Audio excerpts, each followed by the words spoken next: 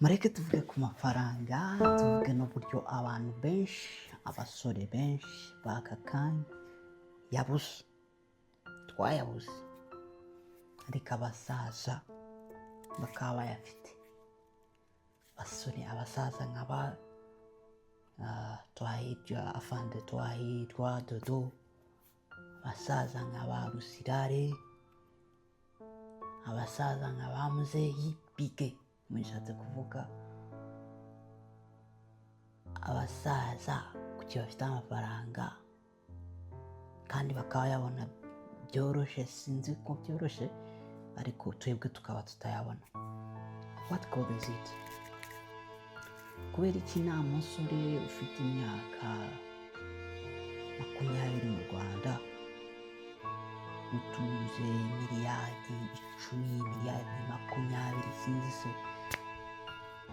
bashaka kuba bahari bayafite, ariko byasaba gushaka n'uruhindu, kubahigisha uruhindu abo bantu kugira ngo babone. They are few. So kubera iki abasaza bafite amafaranga twebwe tutayafite? What causes it? Ni iki kibitera? No kubera iki mbese tutayakorera? So mu Rwanda harimo abantu bakize pe, ariko percentage yabo ni abasaza, ni abantu bakuze, abantu bari muri 40 kuzamura. Why? They have struggled. Bava mu buto, kuva mu buto bwabo bamaze. Today you are stressing yourself. Ku myaka 20 yawe, 25, 24, urashaka kuba ufite verity. Umusaza uri kubona uyifite yatangiye gukora muri 90. Okay, aho ni kuri. Umusaza uri kubona afite verity yarwanye urugamba rwo kubohora igihugu 94, birarangiye by'igisirikare, akivuyemo ajya muri business guhera 95. Today, more than 30 years ago. So ushaka kumbwira ngo uwo muntu watangiye icyo gihe nawe utaramara n'iyo myaka utarayigeza, do you think utekereza ko waba umeze nkawe? That's number one. Time effect. Igihe, burya igihe nicyo kintu cyiza, kuko igihe kikugeza ku bintu utatekereza.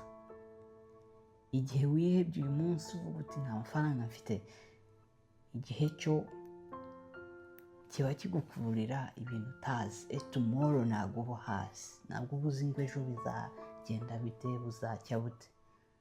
So ntukihebe na gato. Most of the time twishimira igihe, kuko igihe kitugeza ku bintu, ariko nanone igihe uko cyegera imbere ni kuba wegera urupfu nanone. But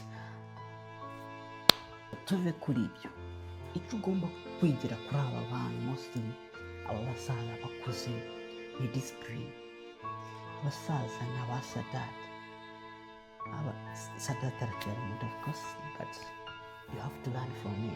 Abantu nk'aba PK, discipline yagize kuva 1990s or even before atarava na Uganda kugeza uyu munsi. Abayobozi benshi cyangwa se abatangiranye nabo baraguye, abatari bafite discipline. Reba abaperezida benshi nka Museveni, Yoweri Kaguta, the discipline he had kuva kera kugeza ubu nibyo bimugejeje aho ari. So from today, shaka umuntu umwe, byibuze nka Munyakazi Sadat, cyangwa se undi muntu wumva yakubera role model. Uvuga uti ngewe kuva uyu munsi nzamukurikira, ndaza kumusomaho, mushakeho amakuru, menye ngo bigenda gute, akora iki, abigenza ate, abaye hate, noneho utangire umumimikinge cyangwa se umwigane uburyo abayeho. Sinshatse kuvuga ngo niba atwara verity nawe utware, no. Nshatse kuvuga ngo niba zinduka amasaha kuva mu gitondo, amasaha ibyo bari gukora, nawe gerageza umere nkawe. Noneho ukurikiza izo nama ze, ibyo yakoze soma biography ze, ibintu mbese mwiyumvemo. Noneho wiha intego uvuga uti njyewe mu myaka 2, umwaka umwe nzareba ahantu nzaba ngeze, ubyandike n'ahantu. Nyuma y'uwo mwaka ukore evaluation. Nusanga nta kintu wahindutse cyangwa se warahindutse nabi, byarabaye bikurushaho, you just ignore it, ushaka ibindi. Nanone ntuzavuga uti ntabwo nahindutse. Sometimes hari igihe duhura n'ibigeragezo bitugora gukomeza akazi twari dutekereza ko biri bukunde ntibikunde, ariko never lose hope, never give up. Weho reba ku bantu bafite ubushobozi ukuntu babigenje, kuki weho utabigenza ko.